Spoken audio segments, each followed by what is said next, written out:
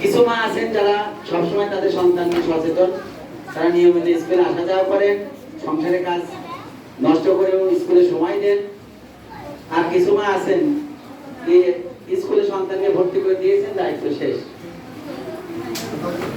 আমরা সব মায়েদেরকে অনুরোধ জানাই যে সন্তানের শিক্ষা জীবন যতটা সময় আছে, বিশেষ করে প্রাথমিক লেভেলটা, সময় ধরে শিশু, এই লেভেলটা আপনারা পাশে থাকেন, কাছে থাকেন, যত পারবেন স্কুলে আসবেন। স্কুল একটা ভালো জায়গা, এখানে খারাপ আলোচনা হয় না, খারাপ কোনো পরিবেশ নেই, এখানে যথাযথ সম্মান করা হয়। যদিও আমাদের কিছু সীমাবদ্ধতা আছে, আমরা হয়তো মায়েদের ঠিকমতো বসতে দিতে পারি না, আমাদের যে বসার ঘরটা, ভাঙা ঘরটা, ওখানে একটা ঝুঁকি।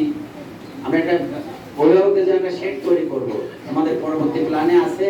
সামনের বছরে আমাদের আর্থিক অনুদান আসলে আমরা আপনাদের জন্য একটা শেড, মানে চাল তৈরি করবো, যেখানে আপনারা বসবেন, সময় কাটাবেন।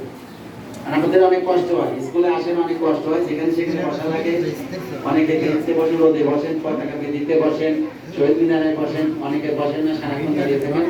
এই জন্য আমাদের এই ব্যর্থতাটার জন্য আমরা দুঃখিত। চেষ্টা করবো সামনের বছরে এই বিষয়টা সমাধান করার জন্য। এখন আসি আমরা ফলাফল। ফলাফল যারা করেছে, যারা পরীক্ষা দিয়েছে, এরা তো শিশু। একটু ফিরে যান আপনার জীবনে, এই বয়সে আপনি কি করেছেন? আজকে ওয়ানের একজন শিশু ইংরেজিতে পরীক্ষা দিচ্ছে, ভাবার বিষয়। আমি এর মধ্যে অনেকেই আছেন যে আমার থেকে বয়সে বড়, আর কিছু আছেন ছোট। তা আমার বয়স অনুযায়ী বসেন। আমরা যখন ছোট ছিলাম, আমার মনে আছে আমি প্রথম 3-তে গিয়ে তারপরে ইংরেজি পরীক্ষা দিয়েছি।